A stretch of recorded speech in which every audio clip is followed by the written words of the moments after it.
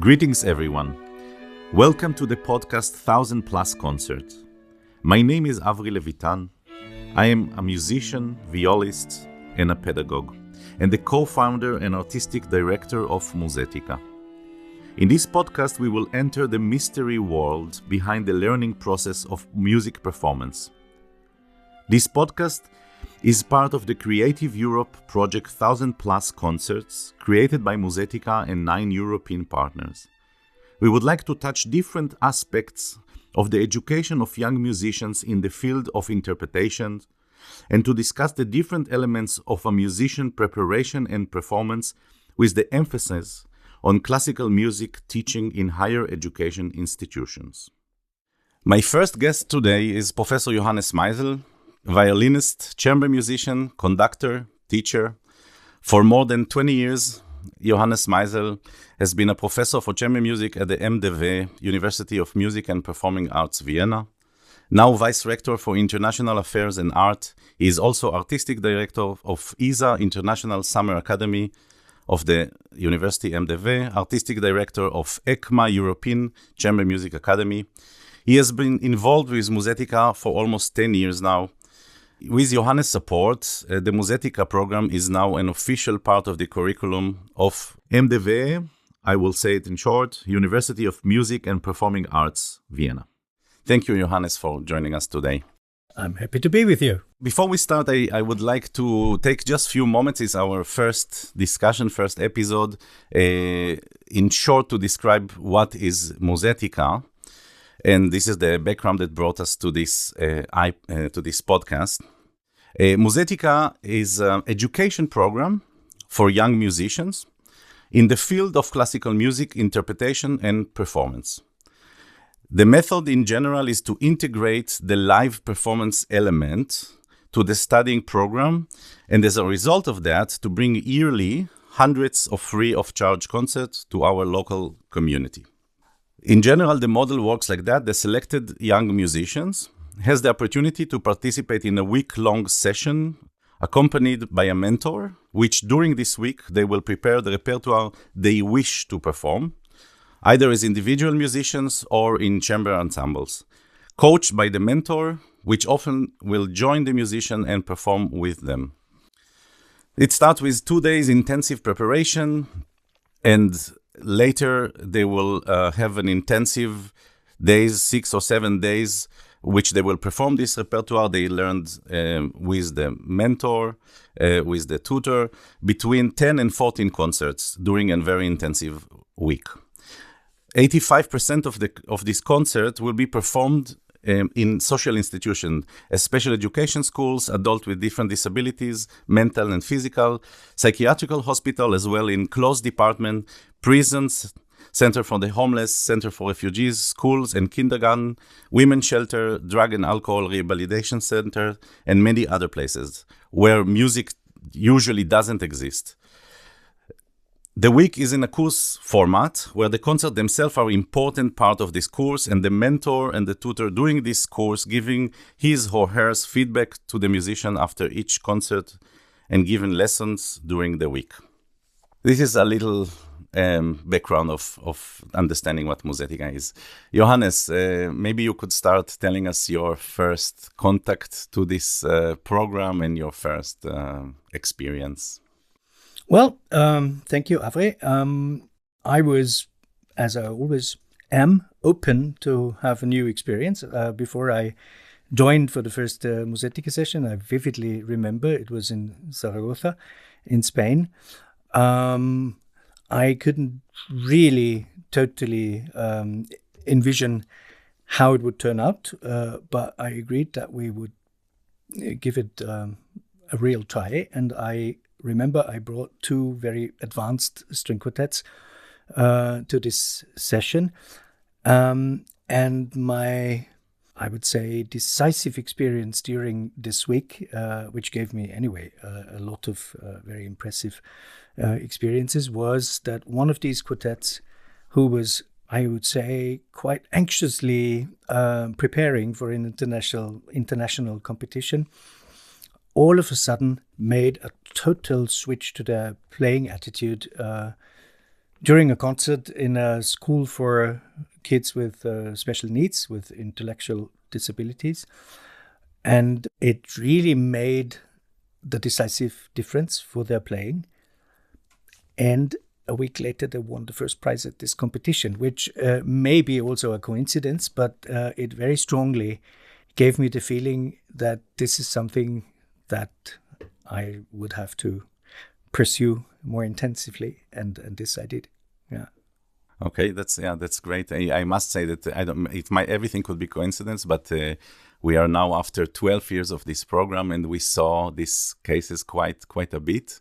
Interestingly enough, that's why I always claim it's quite an egoistic idea from the side of the musician, even though, of course, the social impact of this is tremendous. I would actually, before we get to another thing maybe, but I would actually emphasize that this is also our understanding here at MDW very strongly, that becoming a true artist, a true musician, especially nowadays, cannot go without being really in touch and confronted with life outside of our musicians, and especially classical musicians' bubble. That means it's about experience playing for all kinds of audiences on a regular basis. And it's very much also about the experience of seeing what life and how life can be, because this leads to the point one of the musicians also after one of the sessions told me, and it was simply, now I know why I want to be a musician. And that, I think, is really crucial. But we can, of course, touch on all the practical impact that we can see. It would be really interesting. But Avri, how come that you started this whole thing, actually? It started from a need I already had in my mind during my studying years. I entered some, what we call maybe a prestige performance program in one of quite known music university here in Europe, which offered a performance diploma or a performance program. And, I was very happy, of course. Musicians, this is what we want to perform. And I came to this institute, I got offered any teacher I want, and even a place to live and tuition and everything was offered to me, but no concert. So I came to study performance, like all our colleagues and friends and students, without actually performance. There were few performance opportunities. Most of them were class concert, what we called. And this was what our chance officially from the school. Of course, each musician has maybe his own concerts and so on. But officially what we were being offered to a performance program from the course was this class concert, which we played for the teacher and for our class friends, and which is a very complicated moment for young musician. I don't think I speak only for myself. We play from a very specific interest in this moment, which affects, unfortunately, negatively on our intuitive way, what we call intuitive way of playing, or inspiration, or what people call it.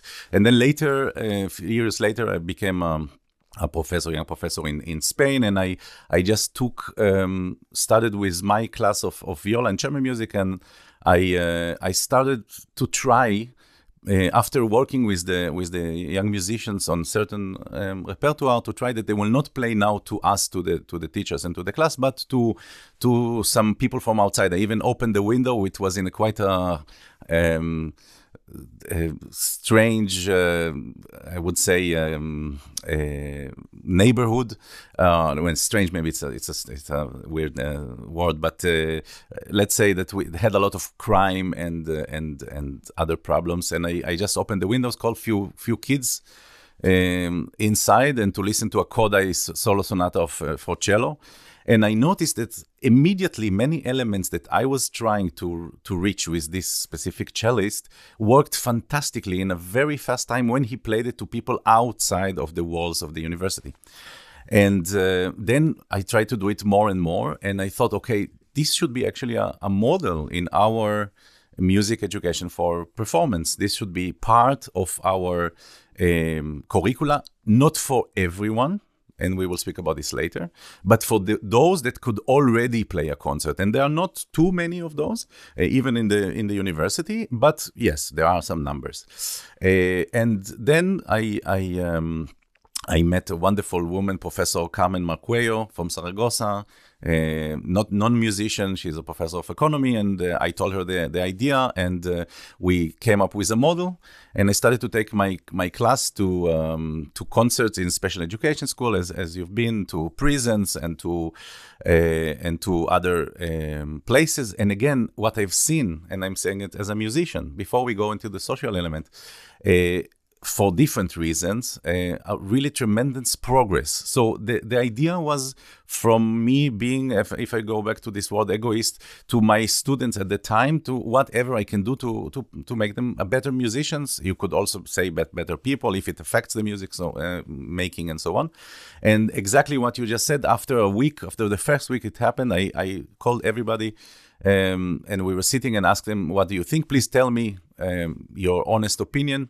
I heard also similar sentence to what you heard. Now we understand why we learn music. And this was very emotional and very beautiful. And from then it started very fast and was copied in other countries. It started in Spain, later in Germany, and then Sweden and Israel, and went to China and to France. And during these last 12 years, there were activities in 15 countries.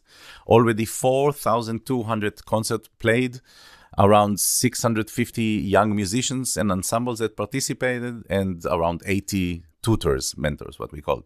And I think the success of this growth come from the need of the musicians to do something like that. And this is how it came to life.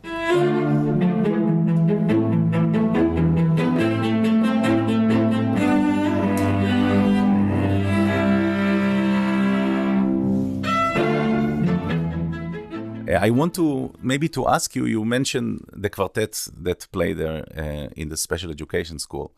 And you said something changed in their playing. How can you maybe explain that such a situation can change someone's playing, and in which manner? I don't want to be too theoretical, but we all know that we are dealing with what we call interpretation, but conceived and tried to put down on paper as clearly as possible. This, of course, is very different in different stylistic epochs and eras, but we learn how to deal with that. And now the question is, interpretation, when it is really something that is taking place here and now, needs to fully involve the players, the performers, and needs their full conviction of the story they want to tell, the message they want to send, whatever, with what they are playing. And here we have these things that are called like the hermeneutic levels. So there's, of course, always the first level of communication is between the musicians who learn a piece and the text and the score and the composer who is behind. The second level of communication, very necessary, is among the musicians who, in the case of an ensemble, play together. And the most important in the end for a performance is the communication with an audience. And now I come to my possible answer to your question. This communication with the audience part of the three very important levels is very often actually not thought about or forgotten even. And when you have an audience that, for whatever reason, does not stick and adhere to regular conventions of how to listen to classical music, then you all of a sudden have a different situation for interaction and communication. And this was the case in this very concert, where this quartet played for the youngsters, the kids in this school for special needs, that when they played a very surprising place, and I remember vividly it was Schubert Quartettsatz. Schubert Quartettsatz, a very surprising place where after an almost disappearing triple piano, all of a sudden a shocking fortissimo comes. Then the reaction of these kids was so spontaneous and immediate that you could really see how the quartet was reached by that and touched by that. And of course, there was a certain higher general noise level because people, the kids were moving, they were grunting, even a bit like trying to sing along or whatever. And this immediately opened the door for a communication. They didn't stop playing, of course. They just went on playing, and we could really hear how the playing changed, because they were immediately not thinking anymore about whether everything they prepared would go exactly the way they wanted it to happen, but they just played what they had to say. And I think this was a very explicit way of making this experience. But now, after also for me, so many occasions in all sorts of different institutions with these concerts, where I'm also very happy always to perform myself, because this is very important also for the young ensembles, that they see that there's not just a Vice-Rector going with them, but also experiencing the same situation. So this is something that you can, if you are open for this, have in all different sorts, that you see that making this communicative connection is not dependent whether everybody is dead silent or if there is the regular reaction of an applause waiting for a full piece to end or whatever. It can be spontaneously in between, like in a jazz performance, for example. If people like something very much, then they start to cheer in between, and that changes this perception also for the players a lot. And the other thing is, if for whatever reason it doesn't work that well to really step over this inner barrier, then you also can tell, because then there is no communication. Exactly. There is not even politeness, actually. Politeness in the sense that you would experience in a concert hall, that even people applaud a bit modestly, but nobody would normally tell that this was nothing. And that is also a very important experience. So it's about this very direct communication with all sorts of different audiences. I would like to touch this, if we could concentrate a little bit about this experience, because this brings us exactly to this program, to this method. What you just mentioned, the communication with audience, I claim during most of my years that we also, when we practice and also when we learn, we prepare or in rehearsal, our musical decisions, technical decisions, motorical, has to be followed not by our subjective will in a sense, but with the idea, what are we bringing to the audience, to the room, to the listener, let's say. And of course, in this case, what you just mentioned, the listeners are there, and there are different listeners than the listener that we are used to traditionally. And again, I think what you speak about this surprise, let's say, yes, in the Quartettsatz or fortepiano or and so on, I think it's very different when we play it to our colleagues, to the teacher, in the sense.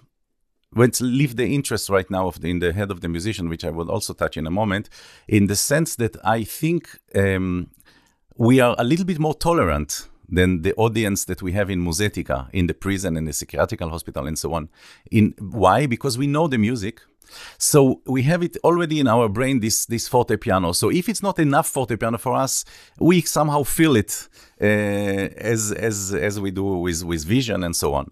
That's why, or even empathize with technical difficulties that we said, oh, this is of course difficult. So how we forgive in a way, even if we want to be, of course, tough in this sense. And in this audience, actually, there is nothing. Like you said, they get simply a blank paper, and the musician has to tell this story. And this is why I also think, and I see it in Musethica very often, that we have to do all these musical elements that we learned all these years, which, if you spoke about structures, about musical metaphor, in this sense, of course, musical metaphor, if the composer takes us to one side or to the other, in this situation, even more. And if you do it correctly, then you get these reactions, what you see. And in the Musethica experience, the reaction is very near to us, if you compare to, of course, to the concertos and so on. This is one element, and this is also, I see how people, most of the musicians that participate, learn how to do that. And later, some of them at least, or many of them, are trying to bring this sensation that they had in this concert also to the concert house, also to the Philharmonic. I fully agree. I want to specify that it is not about trying to please a specific audience the way you think they would expect you to do something, but to be as clear as possible with what you want to tell. And this, of course, works for all sorts of audiences, and is also what experts normally hope and wish to hear. Of course. but normally, or very often, don't. And so the point is, it doesn't make for me any difference. It is just this experience of communication that you have, but it doesn't make a difference in how you tell your story. Of course not. Yeah. Because what I want to make very clear, that the concept of kind of adapting to audiences, I think is a totally wrong one, because we only can adapt to what we think an audience expects. Of course. And that is, again, totally subjective. So the only solution is that we learn to be, as I said, as clear, of course also structurally and technically, but in the first place, emotionally and concerning the story as possible, so that we are able to reach and touch audiences no matter whether they have any background of knowledge or not. Of course. Yeah. And it's don't you find it interesting? You say, okay, and this brings me back, I think, to this idea of what I call the interest behind music making. And we see it very strongly by the student generation, let's say, but of course also by adults. Why do we do music in general? And we somehow, growing up from a very young age, also by the parents and by different teachers, that there is already some kind of element of competition of making music, by making music. It is, we can't avoid this idea. I think it's cross culture in all the continents that I've been and you've been. We see similar issue.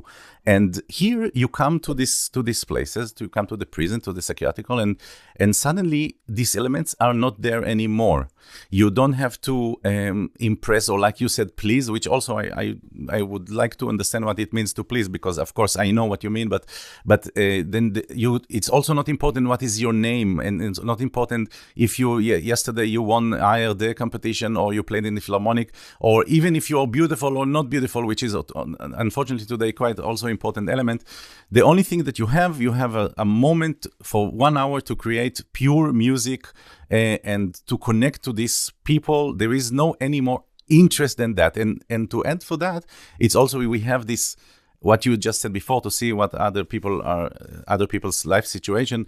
There is an element of empathy, which I find quite a great instrument for the violin technique.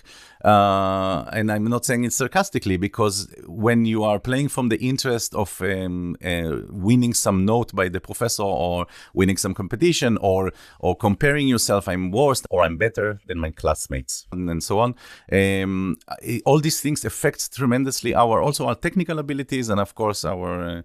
So I think, and when in Musethica, as I said, we do between 10 and 14 concerts in a week, which is regularly you practice empathy, or you practice this contact to the musicians, and then hopefully you could also take it to the Philharmonic. I just want to say one thing.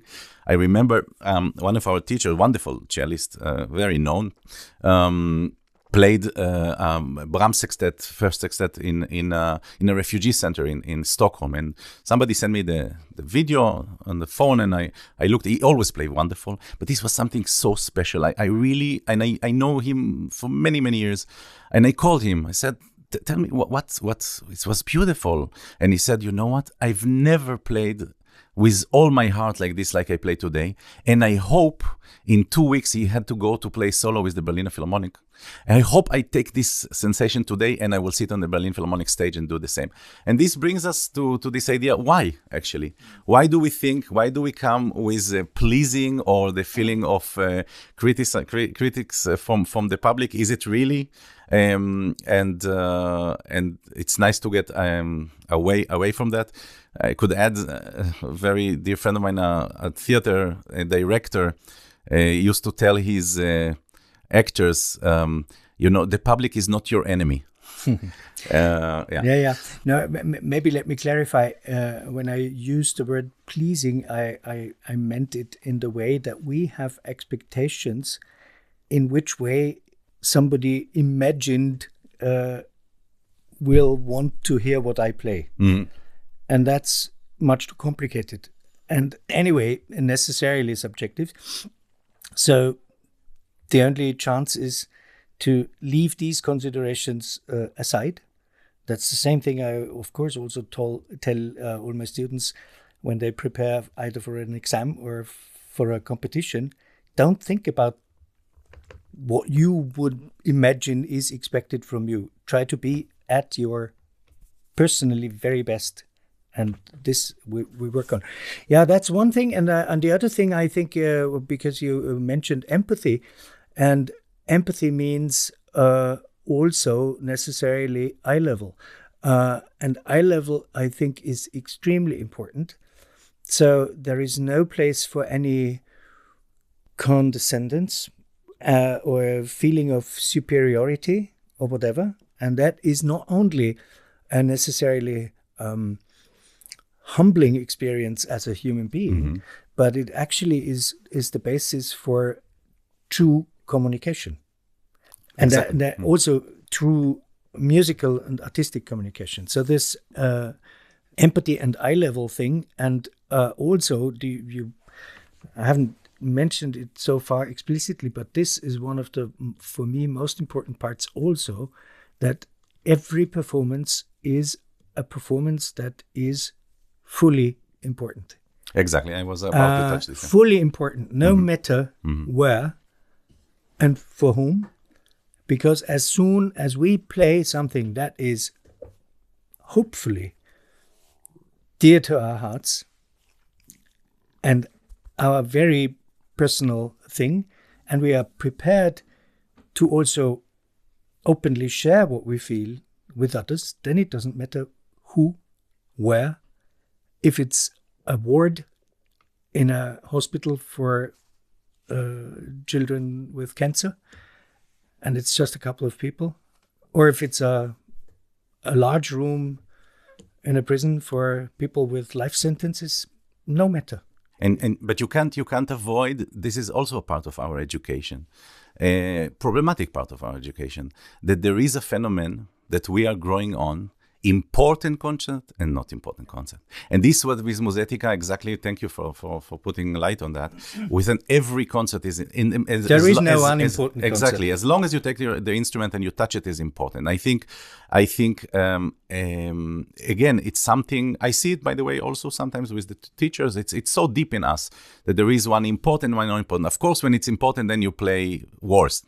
and we have to learn, of course, to have the same seriously in every concert. And what you just mentioned, you mentioned children cancer. Then I remember a concert that I think you also aware of this story. But of course, there are 4,200 concerts. I will not touch all of them. But this is often we hear there was a violinist that played in a hospice recently. And then after we played in the foyer, we went to different rooms for the people that cannot come. And then she went and she played the Bach movement for one of the ladies there. And later she said it was the most important concert in my life. And I also heard from outside how she played, and it was so special, which also bring you to the question, why? Why should it be there special and not disrespect? Of course, it's the situation of this old lady, and in the concert house on the Philharmonic differently. Like you said, I mean, people are people. They might also be people that will die tomorrow after they visiting the Philharmonic for different reasons, of course. It's this idea that you play for someone. This is the last time he or she hearing live music, gives us this responsibility to play the best we can. By the way, also we play for children that are 1 and 2 years old. So we play for them also for the first time. So I think it's always the first time and the last time. And I think this element, I remember you saying that in one of the classes, also working with chamber music, that this is very important element is music interpretation. We play it for the first time. And here you have the experience, you have the chance to do it day by day to people that is really the first time and sometimes also the last time. So this is also something to learn. But of course, we go to places that I feel often, for me, it's even in a way sometimes more important in this kind of situation to play somehow special, but of course it shouldn't be when you in front of people in different kind of this life situation. We played for a women's shelter. I will not say where. That unfortunately most of them or all of them in this house were working or forced to work as in prostitution in the city, and there was a concert 10 o'clock in the morning, and you see on their faces the life that they are going through, even physical things that you could and they sit half a meter from you, and I felt I have to play the most beautiful sound, the cleanest, the most and then it works yeah. And I think that's the point, because we also for me all these things for illegal prostitutes or for as we say, and also the hospice, all these things of course would also have the potential of intimidating. Because as soon as you realize how big the responsibility actually is to play the best we can and the most beautiful sound and so forth for these people, it could be intimidating. But what normally happens is that the focus shifts totally from what normally inhibits us.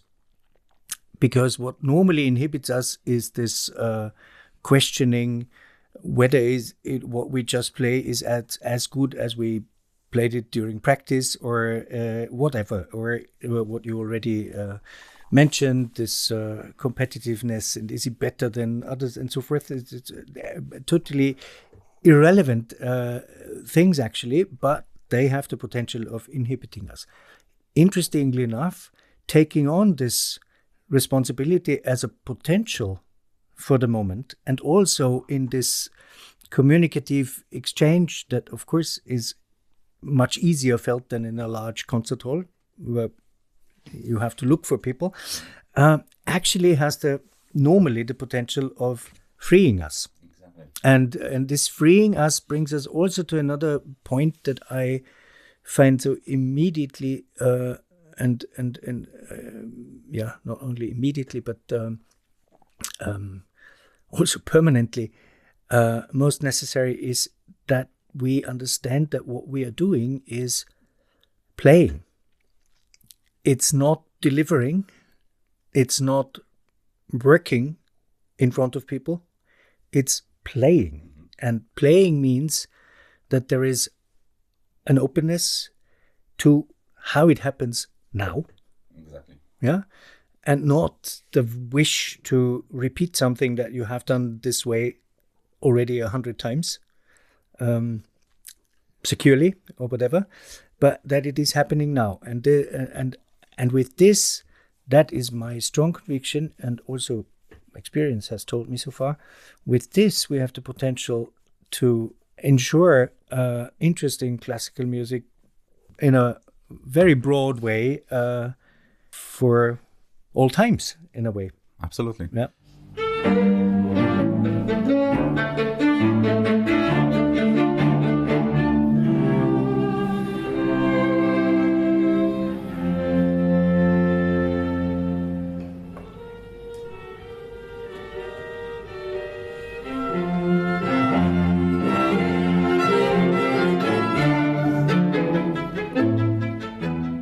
There is another element that I wanted to, I know that you are aware, which is for me was, so modestly and honestly saying, was not so clear before I started this program, how much these special audience are a very good mirror for quality of interpretation. You just mentioned the kids, but I want to say from the first moment, we noticed that there is a very strong correlation between our quality of interpretation and the attention of the listeners. If they are kids, or if they are in hospital or in women's shelters and so on, it doesn't matter their social or cultural background. Funnily enough, all these things that we are growing up and we're thinking, people from certain countries can listen to this, for the others not. We really experience on a daily basis how much the classical music is a universal language, and not as a cliche, but it really works like that. And I sit from the side, and you as well, and many of our teachers, and speak very often about this, how you see between the pieces what convince the audience, what they affect them. I would even go to boring terms as intonation, as sound quality, phrasing, different volumes, what you mentioned before, structure, all these elements that we love and we dedicate our life in the university are suddenly playing a big role there, even to the extent of a health benefit for many of them. And this is something a very wide subject, of course, about our public. I don't know if we could touch today, but it's amazing how when we sometimes I think to myself, it's worthwhile to play all this exercise and was forced to play these other scales or whatever when I was younger, because now you could see that it really worthwhile. It's not that we just go there and we play and whoever comes, really very good judges for quality. Avri, I think this is a very important point, because what we already said before, telling our stories the best way we can implies all these factors and all these components. Since music is an oral thing in the first place, and an oral experience depends on sound, and how does sound come into place that it is a good sound. So it has to be produced properly on the respective instrument. So we need to have all our technical abilities to make the best sound that is appropriate for what we want to say. It's not about just having always the same standard, nice medium sound. No, it's very much the opposite. And also, from all these also actually challenging pieces of repertoire. So it can be Bartók, and then a last movement of a Bartók number 4 does not ask for a mellowed, mollified, middle of the road beauty in sound. But still, it can either sound really good and appropriately if done properly, or it just scratches and is bad. So it's sound in all its perspectives. And because you mentioned, of course, intonation, especially for string players, intonation is a lifelong thing. But intonation as a means of making the sound really resonate is what relates to people immediately. Exactly. Physically, this is Physically, amazing how yes. Exactly. It's a completely, we experience as a and physical phenomenon. The good thing is that as soon as we start to regard intonation as something that improves possibility to resonate and to bring people also in resonance with what we do, it, of course, enhances the sound quality, of course, and it takes away the negatively motivated aspect of playing in tune. Yeah. It's again to please the teacher. You mean? Yeah.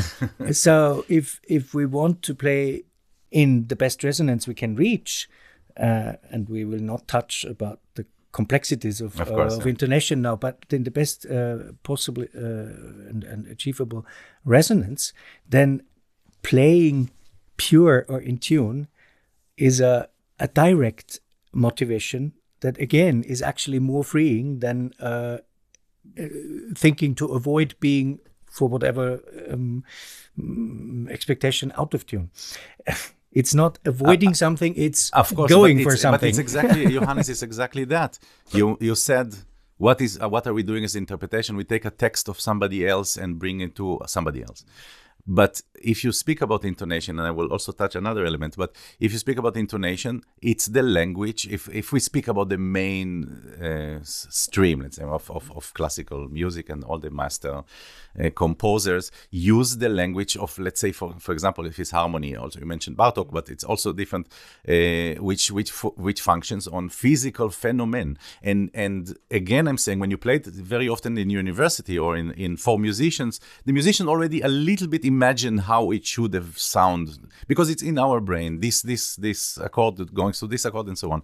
When you play to different other people outside of the musical scene, they get what we give them. So if it's a real tension that goes to relaxation, let's say, it's a physical thing. And you see it also with children. And of course, as you said, and 100% of course cannot exist, but when it's a high level of intonation, I see it literally on the people, on all people, on prison, and how much the music is stronger than them. They, in this sense, they start to be under the music. And another element which also reach very often with this concert is pulse, which also, as I find, I mean, you could of course please say your opinion. Quite challenging to teach in general. Let's say the groove feeling of pulse, it's the inner pulse. Yeah, it's the groove, it's the pulse, it's something that gives the feel of natural movement in a succession, and depending, it of course has a lot to do also with breathing, not just before you start to play, but with a natural breathing together with the musical developments and the musical situations and so forth. And the pulse question, I can say I have been pondering a lot, because one thing is, of course, it's always the necessity to find pulsation and the pulse that is sometimes very much beyond the bar lines in the musical text. But I don't think that we should mix it up with what for example, techno music has established in also many of music consumers' expectations. No. It's not about this. No, of course, not metronomical. Of course, metronomical or mechanical this would have thing, been but easy. Yes. So it is about finding out what is the real pulse of a section, or maybe it depends very much on the music, and if there is a change in pulse, and then go along with that, because these are things that also immediately communicate. Without any cerebral. What I wanted to say that it's why is it for me difficult in the institute, in the higher education institute, because they have this, what you said, this stress or this feeling of of comparison or winning something, I think it affects negatively this feeling, what you just said, of a flowing pulse and so on. And this is why I see when they play for kids or for in this sensation, again, there is no element anymore except just going to the next and to the next and to the next. And it's again, I think, and I see it always in Musethica in these 12 years, you could practice this feeling. And I think it's just a good opportunity. Of course, I agree with you with the good news is that actually, if even in competitions or in very demanding chances to have a prestigious concert in a concert series or something, if you manage to come up with that, everybody's happy. Absolutely. And you as well. And it solved 95% of all your technical this is for sure, but this is clear. But the question is, how do we reach it? As I said, I saw quite difficulty out with high level musicians that pulse is one of the things that suffers during under stress. Kind of clearly to understand, and in this situation, and also again, pulse and correlation with attentions of listeners is tremendous. It's tremendous, really. You see it, and it's for longer time. I want to add the Musethica concerts are usually between 40 and 60 minutes, with all repertoire possible that any musician wants to play. If it's what you mentioned, Bartók Fours or Grosse Fuge or Kurtag or Ligeti, or so it's not special repertoire to special people. This program plays all the repertoire very successfully with very, very little words and talking, and almost non-explanation about the music before the music played. But after the concert finished, there is very often a very long and interesting dialogue with the public, where it can be done, which is not all the institutions. So it's just important to. By the way, I find this part also very important to have, after having established, in the best case, this non-verbal communication just by playing for audiences, that after that there is a possibility of having an exchange. This is a very strong part to it. And maybe we should also mention the importance of, from the side of the students, the perception that they have the luxury of having the tutor with them during all these performances. Absolutely. Because this is not something that is regular. Exactly. And of course, for the professor, for the tutor, the challenge is to really fully get involved, and to take also the listening part and the feedbacking part as serious as possible every time, because then this is an invaluable